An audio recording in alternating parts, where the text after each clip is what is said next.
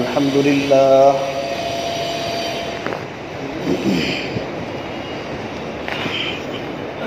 لله نحمده ونستعينه ونستغفره ونؤمن به ونتوكل عليه ونعوذ بالله من شرور أنفسنا ومن سيئات أعمالنا من يهده الله فلا مضل له ومن يضلله فلا هادي له ونشهد أن سيدنا ومرشدنا ومولانا محمدا عبده ورسوله أما بعد فأعوذ بالله من الشيطان الرجيم بسم الله الرحمن الرحيم اقرأ باسم ربك الذي خلق الإنسان من علق اقرأ وربك الأكرم الذي علم بالقلم علم الإنسان ما لم يعلم صدق الله العظيم وقال النبي صلى الله تعالى عليه وسلم إنما بعثت معلما ولأتمم مكارم الأخلاق أو كما قال النبي صلى الله تعالى عليه وسلم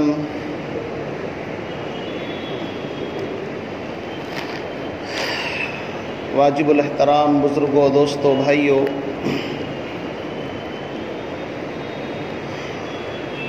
اس سے پہلے گزشتہ جمعے کے اندر اگر آپ حضرات کے ذہن کے اندر وہ بات ہو جو میں نے عرض کی تھی، اور میں نے بتایا تھا کہ آج کی میری تقریر آئندہ تقریر کا مقدمہ ہے۔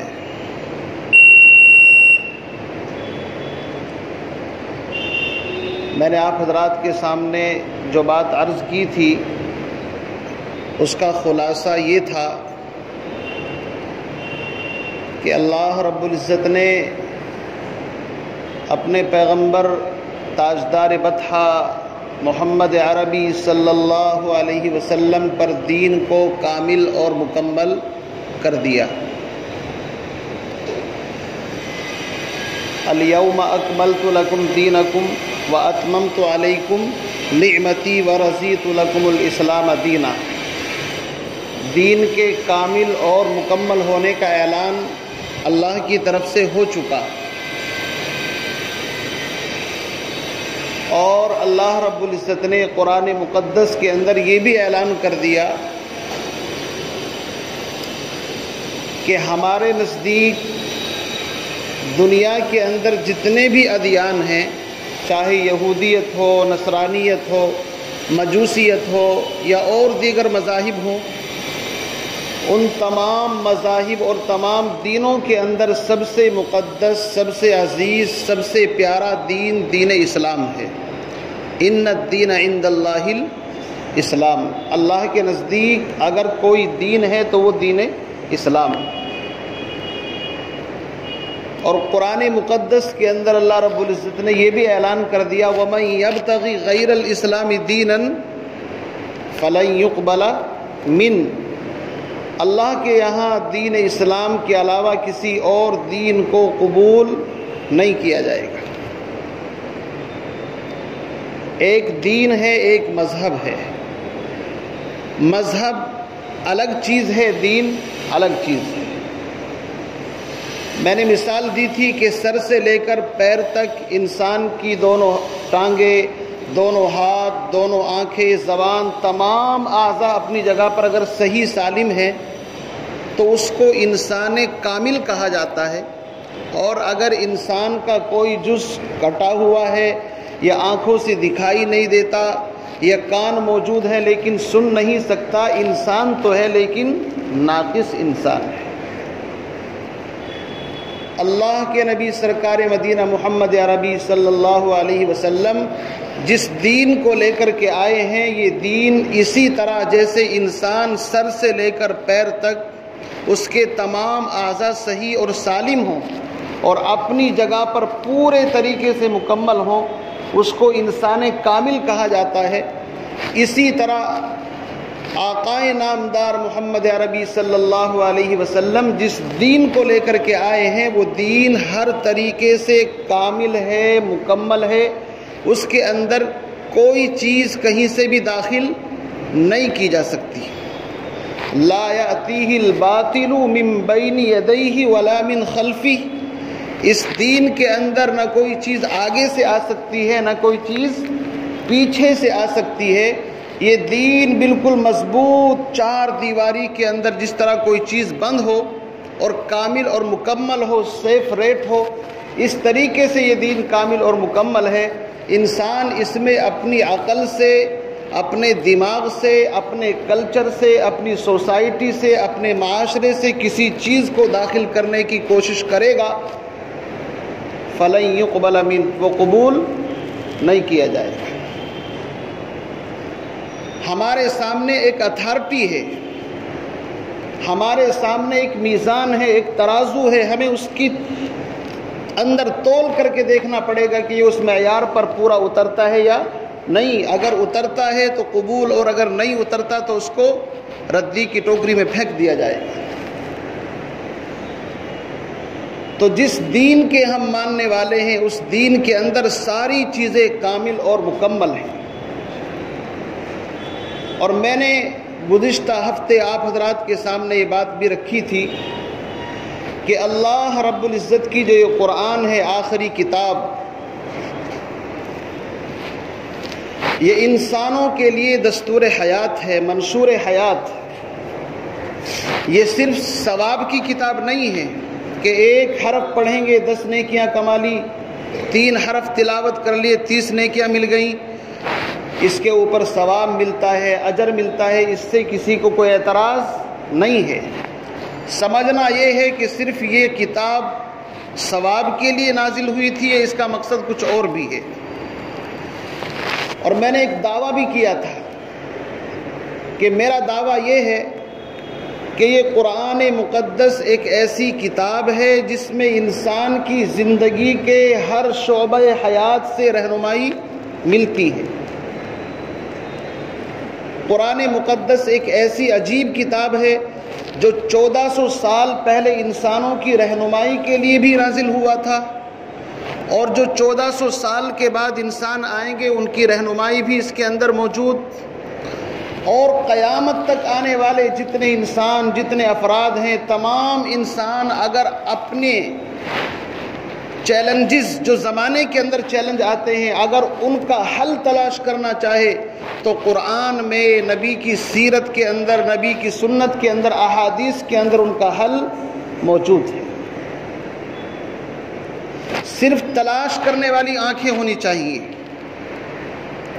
قرآن کریم کون سا ایسا موضوع ہے جس کے اوپر بات نہیں کرتا؟ میرے عزیز بزرگوں، بھائیوں، قرآن مقدس کا اصل موضوع تو کچھ اور ہے، توحید، رسالت، آخرت، یہ مین موضوع ہے اس کا سبجیکٹ۔ لیکن جب آپ قرآن پڑھنا شروع کرو گے تو واقعات بھی قرآن کے اندر آتے ہیں، سچے واقعات۔ قرآن پڑھنا شروع کرو گے تو آپ سمندر کے اندر گھستے چلے جائیے، موتی نکالتے چلے جائیے، قرآن کی کوئی انتہا نہیں۔ اگر ایک سائنسداں اپنے علم اور اپنے ہنر کو چمکانے کے لیے قرآن کے اندر غوطہ لگائے تو اس کو سائنس کی مین بنیادی چیزیں قرآن کے اندر مل جائیں گی، اس کو تلاش کرنے والی آنکھ چاہیے۔ مثال کے طور پر قرآن کہتا ہے وَأَنزَلْنَا الْحَدِيدَ فِيهِ بَأْسٌ شَدِيدٌ وَمَنَافِعُ لِلنَّاسِ، یہ قرآن کی ایک آیت ہے، سورہ حدید ہی کی آیت ہے، پارہ نمبر 27۔ اللہ فرماتے ہیں ہم نے آسمان سے لوہا اتارا، مطلب یہ ہے پیدا کیا، خلقنا۔ وَلَقَدْ أَرْسَلْنَا رُسُلُنَا بِالْبَيِّنَاتِ وَأَنزَلْنَا مَعَهُمُ الْكِتَابَ وَالْمِيزَانَ لِيَقُومَ النَّاسُ بِالْقِسْطِ وَأَنزَلْنَا الْحَدِيدَ فِيهِ بَأْسٌ شَدِيدٌ وَمَنَافِعُ لِلنَّاسِ۔ اللہ فرماتے ہیں ہم نے انسانوں کی رہنمائی کے لیے آسمان سے بے شمار نبیوں کو، رسولوں کو زمین کے اوپر بھیجا، اور ان کو بھیجنے کے بعد ان کو ایک ایسا دستور حیات آسمانی کتابیں بھی ان کو دی کہ جس کی روشنی میں وہ حق اور باطل لوگوں کو سمجھا سکے، کتابیں دی ان کو۔ 4 بڑی کتابیں ہیں، تورات، انجیل، زبور، قرآن، باقی صحائف بہت سارے آئے ہیں۔ تو وَلَقَدْ أَرْسَلْنَا رُسُلَنَا بِالْبَيِّنَاتِ وَأَنزَلْنَا مَعَهُمُ الْكِتَابَ، اللہ فرماتے ہیں ان رسولوں کے ساتھ ہم نے کتابیں بھی اتاری۔ اور آگے کیا فرمایا؟ وَلَقَدْ أَرْسَلْنَا رُسُلَنَا بِالْبَيِّنَاتِ وَأَنزَلْنَا مَعَهُمُ الْكِتَابَ وَالْمِيزَانَ، میزان کا مطلب ترازو۔ آج ہماری جو عدالتیں ہوتی ہیں آپ نے دیکھا ہوگا اس کے اندر بھی ایک ترازو اس طرح بنا ہوا ہوتا ہے۔ انصاف نازل کیا ہم نے تاکہ اس کی روشنی میں فیصلے کیے جا سکیں۔ تمام نبیوں کے بھیجنے کا مقصد یہ تھا کہ زمین کے اوپر وہ اللہ رب العزت کی جو پالیسی ہے، زمین کے اوپر عدل، انصاف، امن، چین، سکون قائم کرنا، اس کے لیے ہم نے رسولوں کو بھیجا۔ اور فرماتے ہیں کہ صرف کتابیں اور ترازو ہی نہیں دیا، وَأَنزَلْنَا مَعَهُمُ الْكِتَابَ وَالْمِيزَانَ لِيَقُومَ النَّاسُ بِالْقِسْطِ، تاکہ انسانوں کے درمیان وہ فیصلے کر سکے عدل کے ساتھ، انصاف کے ساتھ۔ اور آگے فرمایا کہ جو سرکش لوگ ہیں، سمجھانے سے باز نہ آئیں، وَأَنزَلْنَا، ان کے لیے ہم نے آسمان سے لوہا بھی اتارا جس کے اندر سختی ہوتی ہے۔ اس سے اشارہ اس طرف ہے کہ لوہے کے، اب آپ دیکھیے دنیا کے اندر جتنے بھی مطلب چیزیں تیار ہوتی ہیں ان تمام کے اندر لوہے کی ضرورت پڑتی ہے۔ لوہا ایک ایسی چیز ہے، ہوائی جہاز اگر آپ کو بنانا ہے لوہے کی ضرورت پڑے گی اس کے اندر۔ اگر آپ کو بڑی بڑی میزائلیں، ٹینکیں بنانی ہیں تو اس کے اندر آپ کو لوہے کی ضرورت پڑے گی۔ اور پہلے زمانے کے اندر تلوار اور ڈھال بنتے تھی، وہ بھی لوہے کی بنتی تھی۔ تو اللہ رب العزت نے ایک لفظ کہ ہم نے آسمان سے لوہا اتارا، فیہ بأس شدید، اس میں سختی ہے اور لوگوں کو سیدھا کرنے کی صلاحیت لوہے کے اندر اللہ نے رکھی ہے۔ یہ ایک سائنس کا ایک پوائنٹ اللہ نے دے دیا، اب اس کے اوپر ریسرچ کرتے رہو کرتے رہو کرتے رہو، یہ قیامت تک کے انسانوں کی رہنمائی کرے گا کہ ہر دور کے اندر لوہے کی ضرورت پڑے گی۔ یہ قرآن کا وہ معجزہ ہے کہ جس کو قرآن نے 1400 سال پہلے انسانوں کی رہنمائی بھی کی اور آج بھی اور قیامت تک کے انسانوں کی رہنمائی قرآن کرتا رہے گا۔ تو زندگی کا کوئی شعبہ ایسا نہیں ہے جس کے اندر قرآن ہماری رہنمائی نہ کرتا ہو۔ ہر شعبے کے اندر ایک سائنسداں کو اگر ہدایت ملے گی تو قرآن سے۔ ایک آدمی سیاست داں ہے، سیاست کیسے کرنی ہے، اگر وہ رہنمائی چاہتا ہے تو قرآن اس کو بتائے گا کہ سیاست کسے کہتے ہیں۔ میرے عزیز بزرگوں، دوستو، اس زمین کے اوپر آقائے نامدار محمد عربی صلی اللہ علیہ وسلم سے بڑھ کر کے نہ کوئی نبی ہوا ہے اور نہ کوئی سائنس داں ہوا ہے اور نہ کوئی سیاست داں ہوا ہے۔ نبی سے بڑھ کر کے کوئی سیاست داں نہیں ہوا۔ حضور علیہ السلام کی کل 23 سالہ زندگی کو آپ دیکھیے، آپ کو نبوت ملی 40 سال کے اندر، تو آپ صفا پہاڑی کے اوپر کھڑے ہوئے اور کھڑے ہو کر کے ایک اعلان کیا، یا ایھا الناس قولوا لا الہ الا اللہ تفلحوا، لوگوں اس کلمے کو پڑھو کامیاب ہو جاؤ گے۔ گھر سے مخالفت شروع ہو گئی۔ میرے عزیز بھائیوں، اس اعلان کے 20-22 سال بعد ایک اعلان آپ نے مینا کے اندر اونٹنی کے اوپر سوار ہو کر کے کیا، اور وہ اعلان یہ تھا، لوگوں تم حج کرنے کے لیے آئے ہو، آپ کا آخری حج ہے جس کو حجۃ الوداع کہا جاتا ہے۔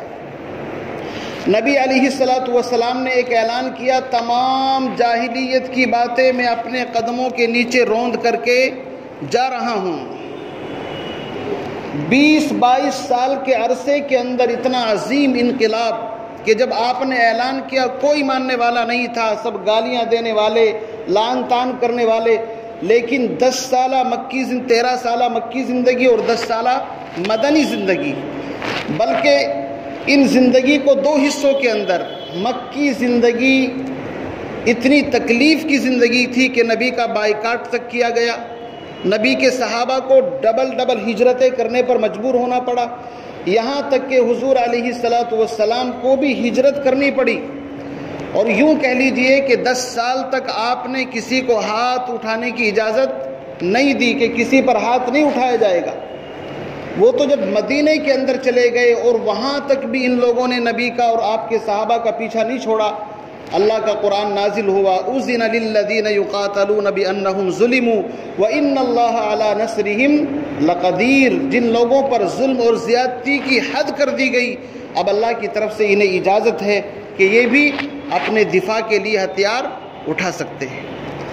میرے عزیز دوستو، 10 سالہ مدنی زندگی کے اندر نبی نے وہ انقلاب پیدا کیا کہ پوری ایک ریاست مدینہ جس کو کہا جاتا ہے اس کی بنیاد رکھی، اور لوگوں کو اس طریقے سے معاہدوں کے اندر پابند کیا کہ مدینہ ہمارا مرکز ہے، کیپٹل ہے، اگر باہر کی کوئی طاقت اس کی طرف نظر اٹھائے گی ہم سب مل کر کے اس کا مقابلہ کریں گے اور دفاع کریں گے۔ اس کے اندر آپ نے تمام لوگوں کو شریک کیا، حلیف بنائے گئے، اور یہ ریاست آہستہ آہستہ بڑھتے بڑھتے نبی علیہ الصلاۃ والسلام کے 10 سالہ دور کے اندر تقریباً 12 لاکھ مربع میل زمین کے اوپر قرآن نے اعلان کر دیا، اذا جاء نصر اللہ والفتح ورأیت الناس يدخلون فی دین اللہ افواجا۔ مکہ فتح ہوا، لوگ فوج در فوج اسلام کے اندر داخل ہوئے، بڑی بڑی طاقتیں گھٹنا ٹیک گئی، اور نبی علیہ الصلاۃ والسلام ایسی ریاست اور ایسی حکومت، ایسی سلطنت دے کر کے گئے کہ آپ اس کا تصور نہیں کر سکتے۔ اس کے اندر امانت داری تھی، سچائی تھی، صداقت تھی، وہاں پر کمزور پر کوئی ظلم نہیں کر سکتا تھا۔ نبی علیہ الصلاۃ والسلام نے جو پالیسی اور جو حکمت عملی اختیار کی، ضرورت اس بات کی ہے کہ ہم آج اس ہندوستان جیسے ملک کے اندر رہ کر کے یوں سمجھیں، میں یہ تو نہیں کہہ سکتا کہ ہمارے اوپر مکے جیسے حالات ہیں، وہاں تو حالات بہت ہی زیادہ خراب تھے، لیکن نبی علیہ الصلاۃ والسلام کی زندگی خود نمونہ ہے کہ انسان پر مکی اگر حالات آئیں تو اس کو کیا کرنا چاہیے، مدنی حالات آئیں تو اس کو کیا کرنا چاہیے۔ ضرورت اس بات کی ہے، مسلمان کو مایوس ہونے کی ضرورت نہیں، وہ ہر دور کے اندر قرآن کو اٹھائے اور ہر دور کے اندر نبی کی سیرت اور صحابہ کی سیرت کو پڑھے۔ خدا کی قسم میں آج بھی کہتا ہوں اس کے لیے رہنمائی موجود ہے۔ میں مثال کے طور پر آپ کو ایک بات بتاؤں، آج ہم لوگ مایوس ہو جاتے ہیں کہ یار فلاں آدمی یہ کہہ رہا ہے کہ قرآن پاک کی فلاں آیتیں نکالو، کیوں جی آوازیں آتی ہیں نا، اس میں جہاد کا حکم ہے، اس میں قتال کا حکم ہے، اتنی آیتیں نکالو اس سے، ہے نا، یہ دہشت گردی کی کتاب ہے، دہشت گردی کی تعلیم دیتی ہے، یہ پردے کی تعلیم دیتی ہے، حالانکہ زمانہ ماڈرن ہے، لبرل ہے نا، اور یہ ملک سیکولر ہے، یہاں ڈیموکریسی ہے، یہ فلاں ہے نا۔ اس لیے ان چیزوں کو نکالو اور زمانے کے ساتھ کاندھے سے کاندھا ملا کر کے چلو۔ اور مسلمانوں کو کہا جاتا ہے کہ تعصب پرست ہیں، یہ بڑے وہ ہیں کہ اپنے مذہب کے بارے میں یہ پردے کی باتیں کرتے ہیں، یہ فلاں باتیں کرتے ہیں۔ اس لیے ہر دور کے اندر یہ آوازیں اٹھتی رہی ہیں، آج بھی اٹھتی ہیں کہ قرآن پاک کی اتنی آیات کو باہر نکالو تب ہم اس کو مانیں گے، اور تمہارے مذہب کے فلاں کام غلط ہے۔ آپ سورہ یونس کی اس آیت کو پڑھیے، ایسا معلوم ہوگا کہ گویا کہ آج آیت ہمارے بارے میں نازل ہو رہی ہے۔ میرے عزیز بزرگوں، دوستو، یہ فرمائش اللہ کے نبی سرکار مدینہ محمد عربی صلی اللہ علیہ وسلم سے بھی کی گئی تھی۔ مشرکین اور کفار کی ایک جماعت حضور کی خدمت کے اندر حاضر ہوئی اور آ کر کے انہوں نے عرض کیا اور کہنے لگے کہ اس کتاب کے اندر سے یا تو آپ اس کو تبدیل کر دیجئے، یا کم سے کم اس حصے کو اس کے اندر سے نکال دیجئے جن کے اندر ہمارے معبودوں کے بارے میں لکھا ہے کہ ان سے کچھ نہیں ہوتا۔ جب ہم تمہارے رب کو مانتے ہیں تو تم ہمارے ربوں کو کیوں نہیں مانتے؟ میرے عزیز بزرگوں، دوستو، اللہ کے نبی صلی اللہ علیہ وسلم کے پاس آئے، آپ نے کیا فرمایا؟ بلکہ اللہ نے کہا، قل، اے نبی آپ اعلان کر دیجئے، میں اس چیز کا اتباع اور پیروی کرتا ہوں جو مجھ پر میرے رب کی طرف سے وحی آتی ہے، میں اس وحی کے اندر اپنی طرف سے کچھ گھٹا بڑھا نہیں سکتا۔ جب نبی کو اتنی اتھارٹی نہیں ہے کہ وہ کسی چیز کو گھٹا سکے یا بڑھا سکے، تو میں اور آپ گھٹا بڑھا سکتے ہیں کہ بھائی؟ نہیں بڑھا، نہ اس کے اندر گھٹا سکتے نہ بڑھا سکتے، ہم پابند ہیں اس چیز کے۔ بلکہ آگے آپ نے فرمایا انی اخاف علیکم ان عصیت، مجھے خوف ہے کہ کہیں میں اللہ کے یہاں پکڑا نہ جاؤں، اللہ کا عذاب مجھ پر نہ آ جائے اگر میں نے اس کے اندر کچھ بھی کر دیا۔ تو ہر زمانے کے اندر اس طرح کے مطالبات ہوتے ہیں، ہوتے رہیں گے، اور یہ یاد رکھنا مسلمان کو امن چین سکون قیامت تک کی صبح تک ملنے والا نہیں ہے۔ یہ ایسی قوم ہے، اس کے اوپر حالات آئیں گے الٹا پلٹا، اس کے ساتھ چلتا رہے گا۔ اللہ رب العزت کی طرف سے اس کے لیے امتحان آزمائشیں ہیں، اور ان کو انہی امتحانات کے اندر کام کرنا ہے۔ نبی علیہ الصلوۃ والسلام نے کس طرح کام کیا؟ اپنے اخلاق کو، اپنے کردار کو ان لوگوں کے سامنے ایسا پیش کیا کہ وہ لوگ خود مجبور ہو گئے۔ میرے عزیز بزرگوں بھائیوں، جب نبی علیہ الصلوۃ والسلام پر سب سے پہلی وحی نازل ہوئی، اقرأ بسم ربک الذی خلق خلق الانسان من علق اقرأ وربک الاکرم الذی علم بالقلم، تو روایت کے اندر آتا ہے آپ خوف زدہ ہو گئے اور سہم گئے اور گھر آئے، اور آپ نے فرمایا حضرت خدیجہ سے مجھے چادر اڑا دو، زملونی زملونی۔ حضرت خدیجہ نے چادر اڑائی، بخار کی سی کیفیت طاری ہو گئی۔ حضرت خدیجہ نے پوچھا کہ میرے سرتاج آپ کو کیا ہوا، آپ کیوں پریشان ہیں، کیوں گھبرا رہے ہیں؟ آپ علیہ الصلوۃ والسلام نے وہ ساری کیفیت بتائی کہ آسمان سے کوئی فرشتہ مجھے دکھائی دیا، اس نے مجھے دبایا ہے اور کہا پڑھو، میں نے کہا میں پڑھا ہوا نہیں ہوں 3 مرتبہ، اور پھر یہ آیات سنائی۔ تو حضرت خدیجہ رضی اللہ تعالی عنہا نے جو نبوت کا مزاج بتایا اور جو تسلی دی، وہ الفاظ سونے کے پانی سے لکھنے کے لائق ہیں۔ حضرت خدیجہ نے فرمایا کلا، اللہ کی قسم اللہ آپ کو ہرگز ضائع نہیں کر سکتا۔ دلیل کیا ہے؟ دلیل یہ ہے کہ آپ صلہ رحمی کرتے ہیں، یتیموں کے کام کاج کے اندر ہاتھ بٹاتے ہیں، اور آپ بیواؤں کی خبر گیری کرتے ہیں، معاشرے کے اندر جو گرے پڑے لوگ ہیں آپ ان کو سہارا دیتے ہیں۔ یعنی نبی علیہ الصلوۃ والسلام کی جو 40 سالہ پہلے کی زندگی ہے، وہ ایک سماجی کارکن جو سماج کے اندر گھس کر کے کام کرتا ہے نا، غریبوں کی امداد کرنا، یتیموں پر، بیواؤں پر، تمام طبقے کے لوگوں کے اندر گھس کر کے زمینی سطح پر کام کرنا، یہ 40 سال تک نبی علیہ الصلوۃ والسلام نے کام کیا ہے۔ پورے مکے کے اندر شہرت تھی، امانت دار ہیں، دیانت دار ہیں، اور اتنے باحیا ہیں کہ کنواری لڑکی کے اندر بھی اتنی حیا نہیں جتنی حیا محمد عربی صلی اللہ علیہ وسلم کے اندر موجود۔ یہی وجہ تھی کہ مکے کے لوگ اپنی امانتیں اس نبی کے پاس رکھتے تھے، باوجود کہ ان سے لڑائی ہے، جھگڑا ہے، ان کے نظریے کے خلاف آواز اٹھائی جا رہی ہے، لیکن امانت رکھی جاتی ہے کس کے پاس؟ محمد الرسول اللہ کے پاس۔ کیوں؟ اس لیے کہ ان کا جو کریکٹر تھا وہ سب جانتے تھے کہ بندہ کبھی جھوٹ نہیں بولتا، کبھی کسی کا برا نہیں چاہتا، یہ ہمیشہ بھلائی کے کاموں میں پیش رہتا ہے۔ اس لیے حضرت خدیجہ نے آپ کو تسلی دی، آپ کو اللہ کیسے ضائع کر سکتے ہیں، آپ تو سوشل ورکر ہیں، لوگوں کی سماج میں گھس کر کے خدمت کرتے ہیں۔ میں آپ کو اس پہلو کی طرف توجہ دلانا چاہتا ہوں۔ آج ضرورت اس بات کی ہے اپنا مکان، اپنی دکان، اپنی کوٹھی، اپنا بینک بیلنس، ان چیزوں سے اوپر اٹھ کر کے کم سے کم اپنے محلے کے اندر، اپنی گلی کے اندر، اپنے پڑوس کے اندر ہم ایسی خدمت کا ایک لائحہ عمل تیار کریں کہ جو غریب ہیں، مسکین ہیں، محتاج ہیں، ضرورت مند ہیں، اپنی جائز اور حلال آمدنی میں سے کچھ حصہ ان کے لیے الگ نکال کر کے رکھیں، اور اس کے اندر کوئی شرط نہ ہو، چاہے وہ مسلمان ہو، چاہے غیر مسلم ہو، چاہے کسی مذہب کا ہو۔ جب انسان سماج کے ان طبقوں کے اوپر محنت کرے گا، ہم یہ نہیں کہنا چاہتے کہ اس کے ذریعے سے وہ مسلمان بن جائیں، یہ اسلامی حکومت قائم ہو، نہیں، ہم یہ چاہتے ہیں کہ مسلمانوں کے خلاف جو ایک سوشل میڈیا پر ذہن تیار کیا جا رہا ہے، کم سے کم ہم اس کے دفاع کے لیے اتنی محنت کریں اوپر اٹھ کر کے، جو محنت 40 سال تک جناب نبی علیہ الصلوۃ والسلام نے کی تھی۔ بھائی کریں گے نہیں؟ بولو بھائی۔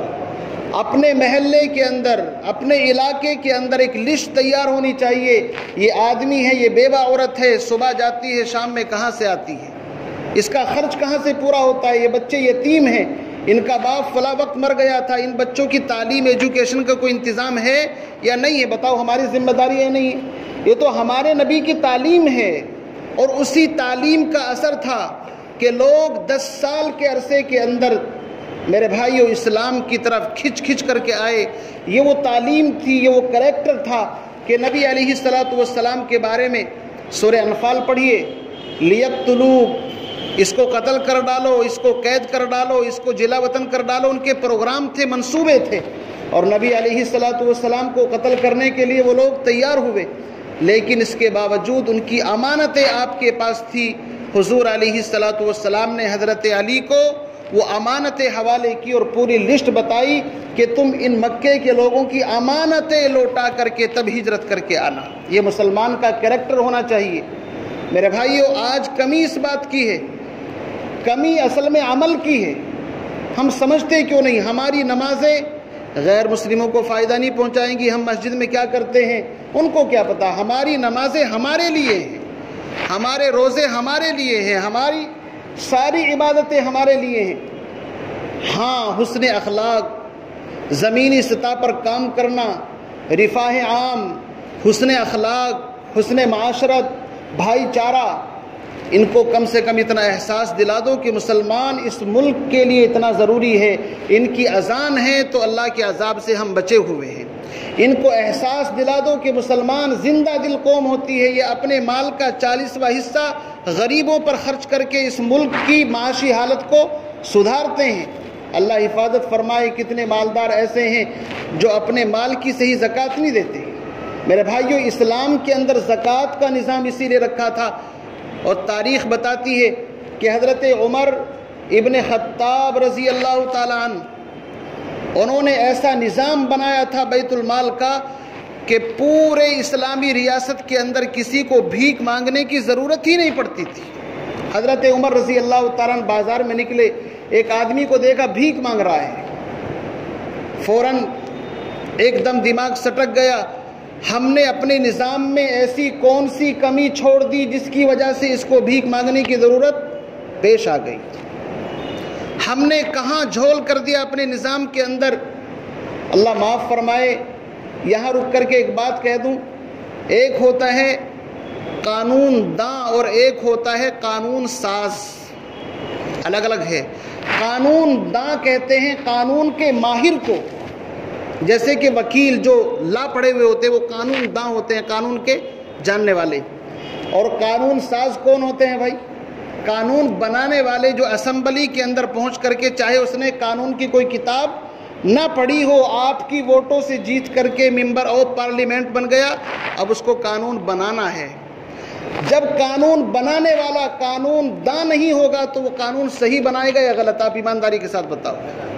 ارے بولتے کیوں نہیں؟ اتنی بڑی لوجک کہاں اس کے؟ جب میں قانون کو جانتا نہیں اور قانون بنانے کی ذمہ داری میرے اوپر ڈال دو گے تو میری طرف سے وہ قانون صحیح ہو چاہے غلط؟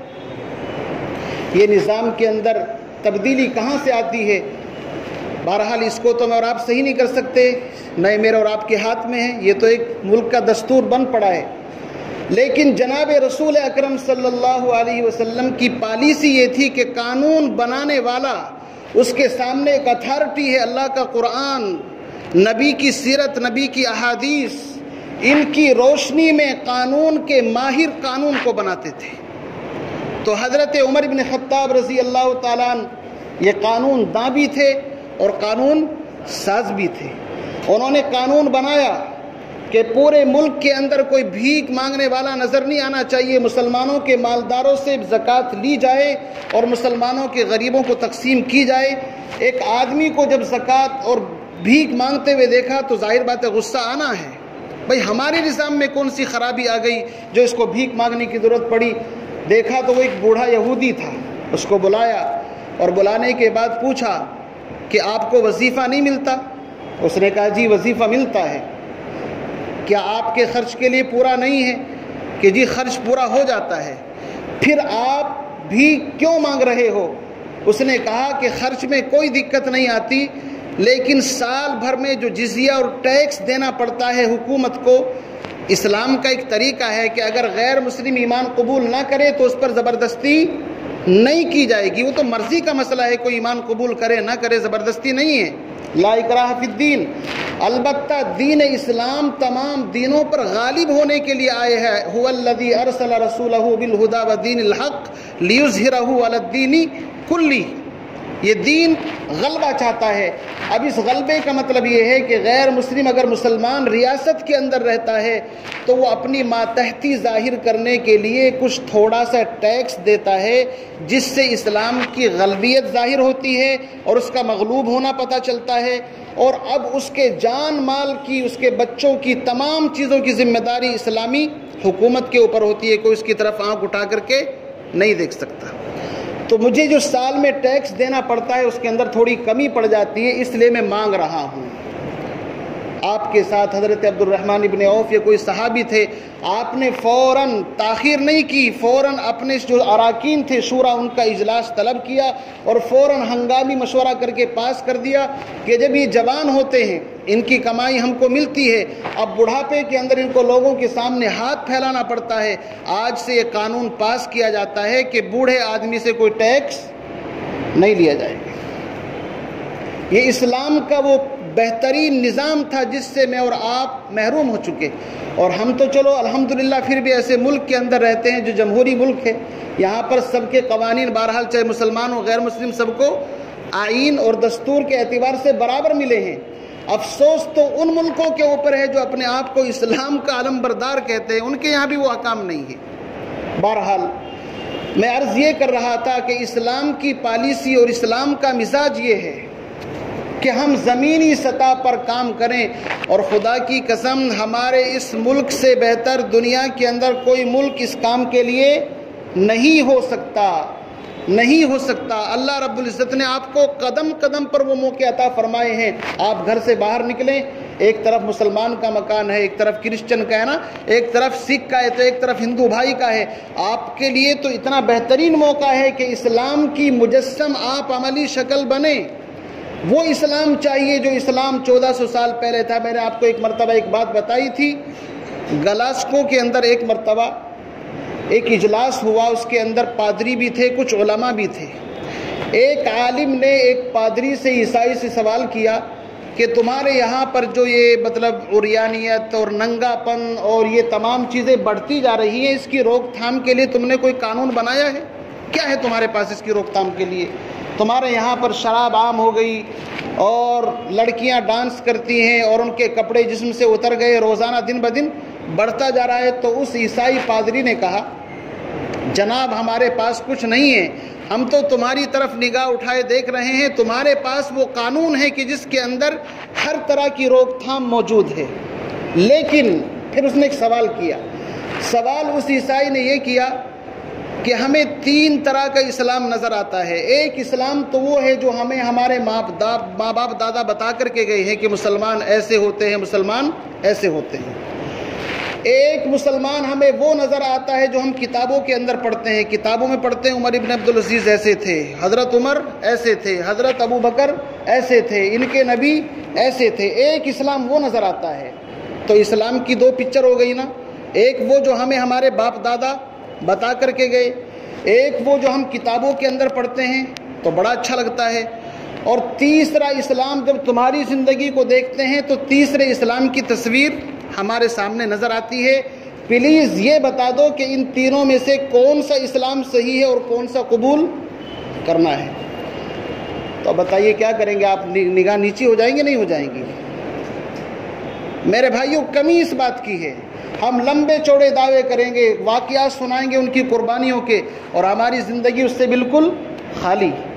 نبی علیہ السلام نے نبوت سے 40 سال پہلے تک جو زمینی سطح پر محنت کی ہے وہ ایسی محنت تھی کہ کٹر سے کٹر مخالف بھی نبی کے خلاف بولنے کے لیے تیار نہیں تھا۔ ابو سفیان اور ان کے کچھ ساتھی روم کے بادشاہ کے پاس تھے، اور ادھر نبی نے اعلان کر دیا نبوت کا۔ تو اس نے پوچھا یار تمہارے نبی جس نے نبوت کا دعویٰ کیا وہ کیسے ہیں؟ یہ کہتے ہیں ہمارے ذہن کے اندر آیا جھوٹ بول دیں کہ وہ ایسے ہیں ایسے ہیں، لیکن دل کی طرف سے آواز جو آتی ہے وہ سچائی کی آواز آتی ہے۔ دل نے کہا یار وہ بندہ اتنا اچھا ہے، اس کے بارے میں یہاں پیٹھ پیچھے جھوٹے باتیں بولنا مناسب نہیں ہے۔ اپنے اخلاق کو اس سطح کے اوپر لے جاؤ کہ تمہارا دشمن بھی چاہ کر کے بھی تمہارے خلاف سوچنے پر مجبور ہو جائے۔ یہی نبوت کا مزاج اور یہی خلافت کا مزاج۔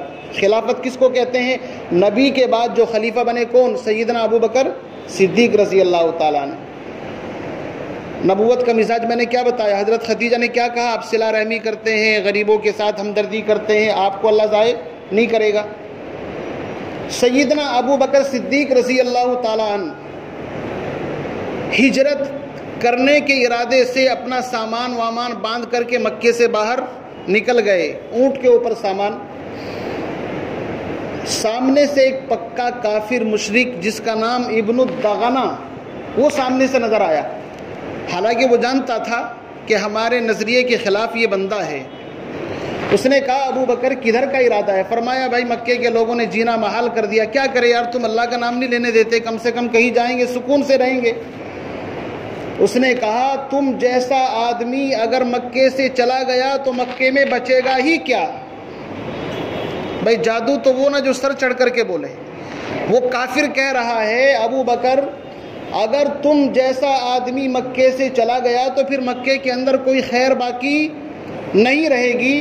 اور جو جملے سیدنا حضرت خدیجہ نے حضور کے بارے میں کہے تھے وہی جملے اس کافر کی زبان پر تھے۔ ابو بکر تم بیواؤں کے ساتھ حسن سلوک کرتے ہو، یتیموں کی خبر گیری کرتے ہو، معاشرے کے اندر جو گرے پڑے لوگ ہیں تم اس کی ہمدردی کرتے ہو، اتنا بہترین آدمی مکے سے چلا جائے تو مکے میں کوئی خیر باقی نہیں رہے گی، چلو میں تمہیں اپنے ساتھ واپس لے کر کے جاتا ہوں۔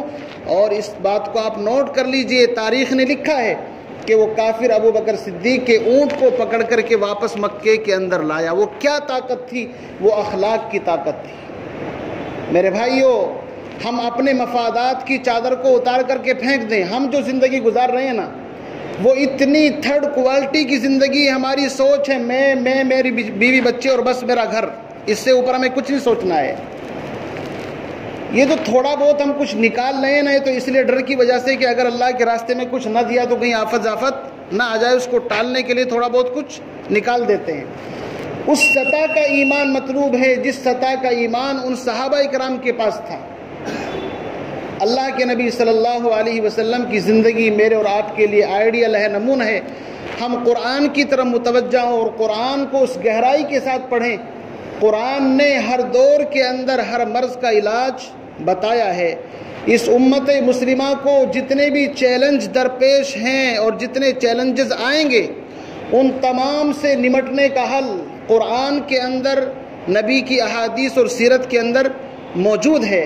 اسی لیے قرآن مقدس نے ایک آیت کے اندر ایک مسئلہ بڑے آسانی کے ساتھ حل کر دیا۔ قرآن نے فرمایا یا ایھا الذین آمنوا، اے ایمان والو، اطیعوا اللہ، اللہ کی اطاعت کرو، واطیعوا الرسول، اور اس کے رسول کی اطاعت کرو۔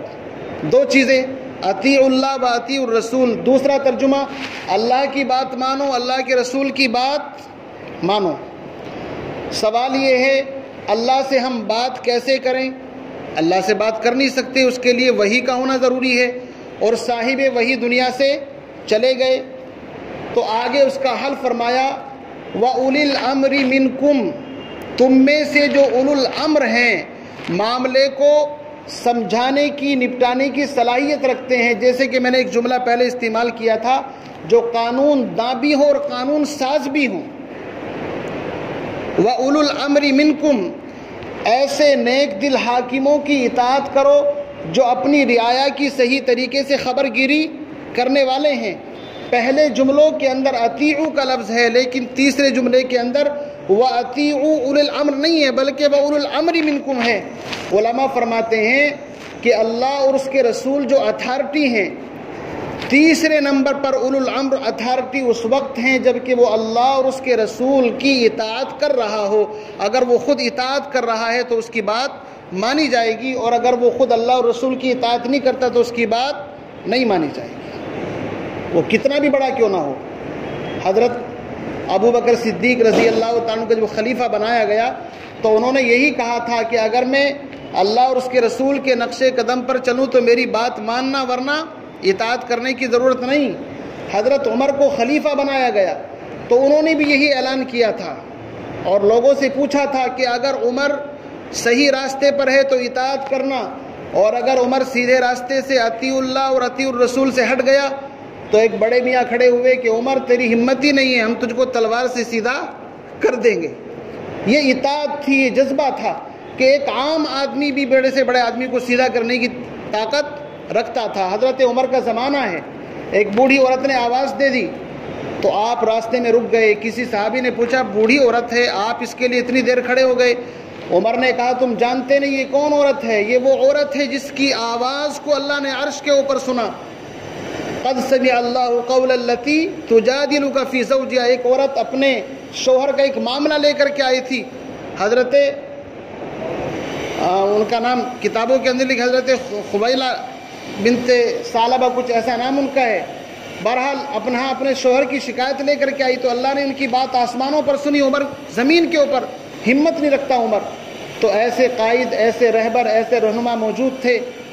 ضرورت اس بات کی ہے کہ ہم قرآن و سنت کو مضبوطی سے پکڑیں اور زمینی سطح پر جو موقع اللہ نے مجھے آپ کو عطا فرمایا اس ملک کے اندر اپنے پڑوسیوں کے ساتھ اور برادران وطن کے ساتھ بلا تفریق انسانیت کے ناطے سے ان کی خدمت جہاں تک ہو سکے، اگر ضرورت مند ہے اس کے اندر بڑھ چڑھ کر کے حصہ لیں۔ یہی منہج نبوی ہے اور یہی منہج خلفائے راشدین ہے۔ کریں گے نا انشاءاللہ اس کا اہتمام۔ اللہ تعالیٰ سے دعا فرمائے مجھے بھی آپ کو بھی ان باتوں پر عمل پیرا ہونے کی توفیق عطا فرمائے اور قرآن پاک اور سنت کو مضبوطی سے پکڑنے کی توفیق عطا فرمائے۔ اور میں نے ایک بات بتائی آپ کو، آخری بات، کہ قرآن اور سنت کے اندر ہر زمانے کے چیلنج کو قبول کرنے کی صلاحیت ہے، اس کا جواب اس کے اندر موجود ہے۔ اس بات کو آپ نوٹ کر لیں۔ ہم یہ نہیں کہ 1400 سال پرانی کتاب ہے، بس پہلے زمانے میں نازل ہوئی تھی ابھی یہ پرانی ہو چکی، نہیں۔ یہ سسٹم آف حیات، پوری زندگی کا سسٹم کس طرح چلانا ہے اس کے اندر اس کی صلاحیت موجود ہے۔ اس نیت کے ساتھ قرآن کے تراجم کو اور اس کی تفاسیر کو علماء کے ذریعے سے پڑھیں سنیں، انشاءاللہ زندگی کے اندر انقلاب پیدا ہوگا۔ اللہ تعالیٰ سے دعا فرمائے ہم تمام کو صحیح قرآن پاک کو سمجھنے کی، سمجھانے کی سعادت و توفیق عطا فرمائے۔ وآخر دعوانا الحمدللہ رب العالمین۔